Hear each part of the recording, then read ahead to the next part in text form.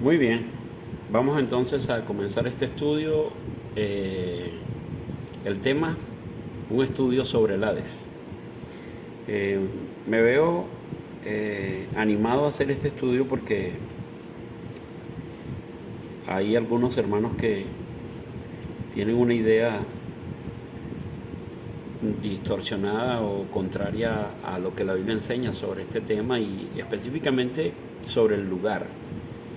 Eh, Algunos hermanos tienen la idea de que no es un lugar real, literal, donde hay conciencia, sino que se trata simplemente de algún tipo de parábola. Hay algunos hermanos que dicen, que alegan, que de ser real este lugar y la condición en la que dice Lucas con respecto al tema de el rico y Lázaro, que estarían en esa condición, entonces él dice que ya eso sería un anticipo del juicio, o sea que no habría necesidad de un juicio, dado que ya las personas están en ese lugar o sufriendo o siendo consoladas.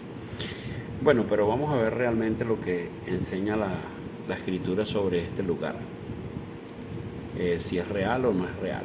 Primero vamos a ver que la palabra Hades aparece 10 veces en el Nuevo Testamento y su significado, según algunos traductores reconocidos, es el mundo inferior, el reino de los muertos, en el caso de Joseph Taylor, un lexicógrafo, que dice que esta es la traducción de la palabra Hades. Luego tenemos a Strong, él dice que propiamente no visto, es decir, el lugar invisible, el lugar de las almas que han partido. Luego dice Vine, que es la región de los espíritus de los muertos perdidos, de los muertos perdidos. Aunque él dice luego, pero incluyendo los de los muertos bienaventurados en los tiempos anteriores a la ascensión de Cristo. Lo que entiendo que supone él es que después de la ascensión de Cristo, ya los bienaventurados o los muertos justos ya no estarían en ese lugar, sino que entrarían directamente en el cielo. Pero verdaderamente pues la Biblia no habla de esa posibilidad. No hay un solo texto que diga que antes los muertos justos iban a ese lugar junto con los malvados, y que después de la ascensión de Cristo ahora van directamente al cielo. Eh, Sin embargo, lo que queremos resaltar es que estos tres hombres, ellos están de acuerdo en que es un lugar donde hay conciencia, donde hay reconocimiento. ¿Sí? Es un lugar donde no es un lugar inerte, donde el ser humano perdió la razón y la conciencia y que no sabe lo que sucede a su alrededor. No, al contrario, ellos enseñan que es un lugar de actividad donde hay conciencia. La palabra Hades es una transliteración de la palabra Seol. No es una traducción, es una transliteración de la palabra Seol, esta palabra hebrea del Antiguo Testamento. Estas dos palabras hacen referencia a una misma cosa, en este caso pues a este lugar, y seguidamente vamos a ver el significado de la palabra, vamos a ver el significado de este lugar en el Antiguo Testamento. Nuevamente Joseph Taylor dice que en uno de sus puntos dice que es el inframundo, también dice que es la designación del Antiguo Testamento para las moradas de los muertos, también dice que es el lugar de los malvados enviados allí para castigo, y por último también dice pues que los justos, que es un lugar para los justos, pero no abandonados allí. El señor Bain nuevamente dice que la palabra Seol, recordemos que ahora estamos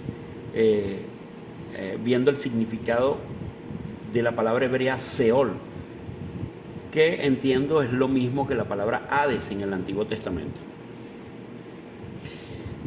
Bain dice que Seol indica un lugar de existencia consciente después de la muerte. Strong dice que Hades, o mundo de los muertos, como si fuera un retiro subterráneo, ¿sí? Así lo describe él. Entonces, hay casos en el Antiguo Testamento en que se habla del Seol, tanto como de la morada de los malos, pero también de hombres santos. Vamos a ver un par de ejemplos. En el Salmo 9:17 dice: los malos serán trasladados al Seol. Todas las gentes que se olvidan de Dios. Entonces sí vemos que es un depositario, es un lugar, un receptáculo de las personas malas, contrarias a Dios. Entonces, una característica que se da a conocer sobre ese lugar, Seol, en el Antiguo Testamento, es que es un lugar que produce angustia. El Salmo 116, verso 3 dice: me rodearon las angustias de muerte, me encontraron las angustias del Seol. El patriarca Jacob, al ser informado de la muerte de José, aunque sabemos que fue un engaño de parte de sus hermanos que lo secuestraron y lo vendieron a una caravana de vendedores de esclavos que iba hacia Egipto, bueno, luego estos hombres ensangrentaron, llenaron de sangre la túnica de colores que el padre le había regalado, es decir, que Jacob le había regalado, y esa misma túnica se la llevaron a Jacob para hacerle creer que algún animal salvaje lo había devorado. Y Jacob, cuando fue informado de la muerte de su hijo, cosa que sí creyó, su dolor sería consolado al reunirse con su hijo en el Seol. Génesis capítulo 37, verso 35, en la versión de Jerusalén, dice: todos sus hijos e hijas acudieron a consolarle. La familia se reunió para consolarle cuando él se deprimió, cuando él se entristeció, cuando entró en esta crisis emocional por enterarse de la muerte de José. Pero él rehusaba consolarse y decía: voy a bajar en duelo al Seol, donde mi hijo. Y su padre le lloraba. Entonces él tenía la esperanza de que su duelo lo iba a llevar hasta el lugar donde estaba su hijo. Y él decía que su hijo pues estaba en el Seol. Ahora, vale la pena destacar que si aquí la palabra Seol se refiriera a la tumba, al sepulcro o algún lugar donde fue sepultado su hijo, pues no tendría sentido, porque la información que tiene Jacob es que su hijo lo devoró una bestia. Es decir, ni siquiera fue sepultado, sino que lo devoró una bestia en el desierto. Entonces, cuando él menciona la palabra Seol, es porque aquí el patriarca Jacob tiene conocimiento de un lugar de existencia para él entonces, donde van las almas de las personas, y entendiendo así que el alma de su hijo estaría en ese lugar y que allí se iba a encontrar con él. Otra prueba bíblica de que el Seol y el Hades son el mismo lugar la encontramos en el libro de los Hechos, cuando el apóstol Pedro habla de la profecía dicha en el libro de los Salmos sobre la resurrección de Cristo. En esos dos textos que vamos a ver se usan las dos palabras. Vamos a ver un texto del Antiguo Testamento, obviamente.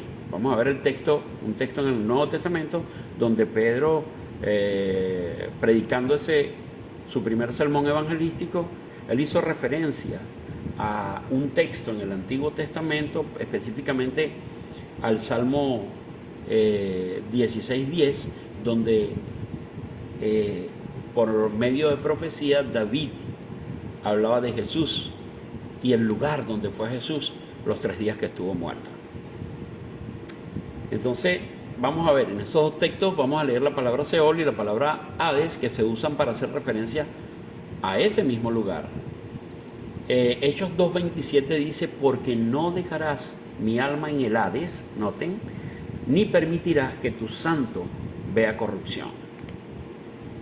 Y lo único que está haciendo Pedro aquí es mencionar un texto que aparece en el Antiguo Testamento, pero en el Antiguo Testamento no se usa la palabra Hades. Fíjense que en el Antiguo Testamento, Salmo 16:10, la única palabra que cambia en el texto es la palabra Seol. Allá dice: porque no dejarás mi alma en el Seol, ni permitirás que tu santo vea corrupción. Entonces, con esto podemos concluir claramente que se trata de un mismo lugar. Las palabras Hades del Nuevo Testamento en griego y la palabra Seol del Antiguo Testamento en hebreo hacen referencia a ese mismo lugar donde Jesús estuvo. Eh, a ver, el caso del ladrón que recibió el perdón en la cruz, allí en Lucas 23, 39 al 43, vale la pena resaltar algunas cosas aquí. Vamos a leerlo. Dice que uno de los malhechores que estaban colgados le injuriaba a Jesús diciendo: si tú eres el Cristo, sálvate a ti mismo y a nosotros. Y respondiendo el otro ladrón diciendo: ¿ni aún temes tú a Dios estando en la misma condenación? Nosotros a la verdad justamente padecemos porque recibimos lo que merecieron nuestros hechos. Mas este ningún mal hizo. Y dijo a Jesús: acuérdate de mí cuando vengas en tu reino. Entonces Jesús le respondió. La respuesta de Jesús aquí clarifica mucho el asunto de si hay conciencia después de la muerte o no hay, o si hay un lugar donde se va inmediatamente después de la muerte o no lo hay. Jesús le dice: de cierto te digo que hoy, noten, estarás conmigo en el paraíso. Hoy estarás conmigo en el paraíso. Leemos en este texto que Jesús le asegura cuando dice desierto. La palabra desierto es la palabra, allí la palabra amén, que dice, que quiere decir que es un hecho, así será, que hoy vas a estar conmigo en el paraíso. La palabra ahí entonces griega es amén, la palabra amén que usamos cotidianamente nosotros los cristianos.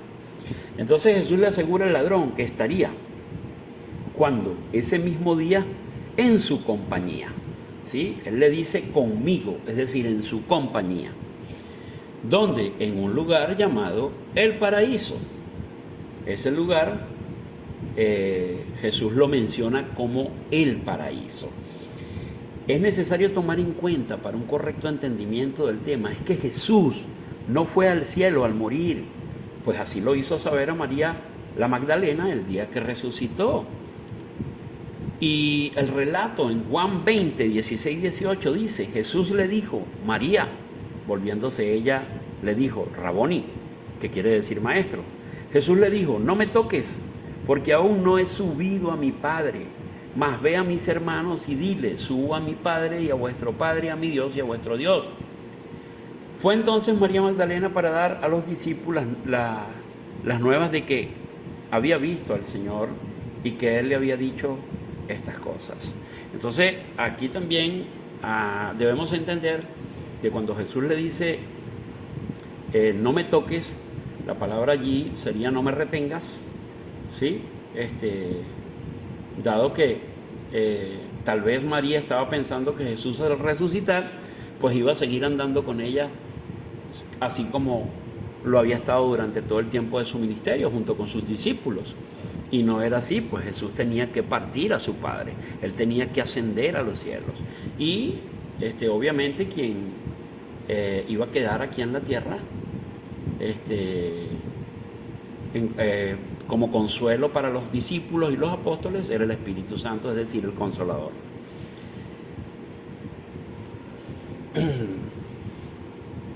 Jesús, es decir, el alma de Jesús estuvo 3 días en el Hades.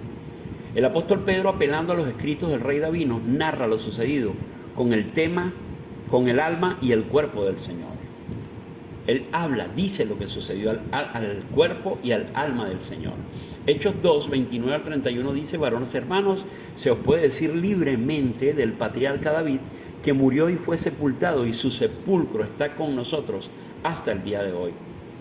Pero siendo profeta, y sabiendo que con juramento Dios le había jurado que de su descendencia, en cuanto a la carne, levantaría al Cristo para que se sentase en su trono, viéndolo antes, habló de la resurrección de Cristo y dijo que su alma no fue dejada en el Hades. Noten, el alma, no dice el cuerpo, el alma no fue dejada en el Hades, ni su carne vio corrupción. Entonces aquí creo que Pedro, y al igual la profecía de David, dice que hace una distinción de lo que es el cuerpo y de lo que es el alma. Obviamente el alma es una entidad que permanece, ¿sí?, aun cuando el hombre muere, pero el cuerpo entra en un proceso de degradación, de putrefacción. Y no fue lo que pasó con Jesús, se está explicando Pedro. Él dice que ni su alma quedó en el Hades, ni su carne vio corrupción, es decir, tampoco quedó en la tumba. Entonces, no hay un solo texto que enseñe que el Hades o Seol sea un depósito de cadáveres, o sea, un tipo de sepulcro para cuerpos muertos. Al menos yo no he leído a ningún traductor que así lo traduzca. La palabra para sepulcro en el griego es nemeion y la palabra para sepulcro en el hebreo es kever. El texto en Hechos 2:31 es claro, sabemos que el alma es una entidad espiritual, es incorruptible y por el contrario el cuerpo, al ser separado del alma, entra en un proceso de descomposición. Y aquí vamos a leer otro par de textos más, por ejemplo en Primera de Reyes, capítulo 17, verso 21, hablando de un poco, sacando algunos textos de la historia de la viuda de Sarepta, que tenía un hijo y su hijo se murió. Dice que el profeta Elías pues le resucitó, pero vamos a ver cuáles fueron las palabras textuales. En el verso 21 dice, y se tendió sobre el niño 3 veces. El profeta Elías se tendió sobre el cadáver del niño ya muerto, sin aliento, y clamó a Jehová y dijo, Jehová Dios mío, te ruego que hagas volver el alma de este niño a él. Y el verso 22 dice, y Jehová oyó la voz de Elías, y el alma del niño volvió a él y revivió. En Santiago capítulo 2, acá en el Nuevo Testamento, algo semejante explica Santiago cuando hablaba de la fe. Él dice, porque como el cuerpo sin el espíritu está muerto, entonces fíjense que la vida física activa se compone, la vida terrenal se compone de 2 entidades, una física y una espiritual. Entonces vemos que Santiago 2:26 dice, porque como el cuerpo sin el espíritu está muerto, así también la fe, él pone ese ejemplo, así también la fe sin obras está muerta. Entonces hay una separación del espíritu y el cuerpo, y eso se traduce en la muerte física de la persona. ¿Hay conciencia en el Hades? Bueno, los textos que hemos estudiado hasta este momento nos enseñan claramente que el Hades o el Seol en el Antiguo Testamento es la morada de los espíritus de los muertos. Jesús nos relata el caso de 2 personas con vidas opuestas que vivieron bajo ciertas condiciones económicas y espirituales que al morir le merecieron destinos espirituales distintos, aunque fueron al mismo lugar. Vamos a leer este relato y aquí vamos a sacar también algunas conclusiones. Dice Lucas capítulo 16, verso 19 al 31, había un hombre rico que se vestía de púrpura y de lino fino y hacía cada día banquete con esplendidez. Había también un mendigo llamado Lázaro que estaba echado a la puerta de aquel, lleno de llagas, y ansiaba saciarse de las migajas que caían de la mesa del rico. Y aún los perros venían y le lamían las llagas. Aconteció que murió el mendigo y fue llevado por los ángeles al seno de Abraham, y murió también el rico y fue sepultado. Y en el Hades alzó sus ojos estando en tormentos y vio de lejos a Abraham y a Lázaro en su seno. Entonces él, dando voces, dijo, Padre Abraham, ten misericordia de mí y envía a Lázaro para que moje la punta de su dedo en agua y refresque mi lengua porque estoy atormentado en esta llama. Pero Abraham le dijo, Hijo, acuérdate que recibiste tus bienes en tu vida y Lázaro también males, pero ahora este es consolado aquí y tú atormentado. Además de todo esto, una gran cima está puesta entre nosotros y vosotros, de manera que los que quisieren pasar de aquí a vosotros no pueden, ni de allá pasar acá. Entonces le dijo, te ruego pues, Padre, que le envíes a la casa de mi padre, porque tengo 5 hermanos, para que les testifique a fin de que no vengan ellos también a este lugar de tormento. Y Abraham le dijo, a Moisés y a los profetas tienen, óiganlos. Y entonces le dijo, no, Padre Abraham, pero si alguno fuera a ellos de entre los muertos, se arrepentirán. Mas Abraham le dijo, si no oyen a Moisés y a los profetas, tampoco se persuadirán, aunque alguno se levantare de los muertos. Entonces la información que nos deja Jesús de este lugar es la situación que pueden vivir las personas en ese lugar.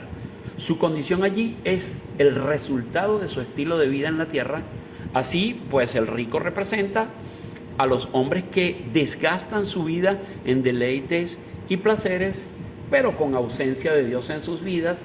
Lázaro es la representación de aquellos que, aunque llevando una vida de dolor, problemas y denigración moral, mantuvo su vida en sintonía con Dios.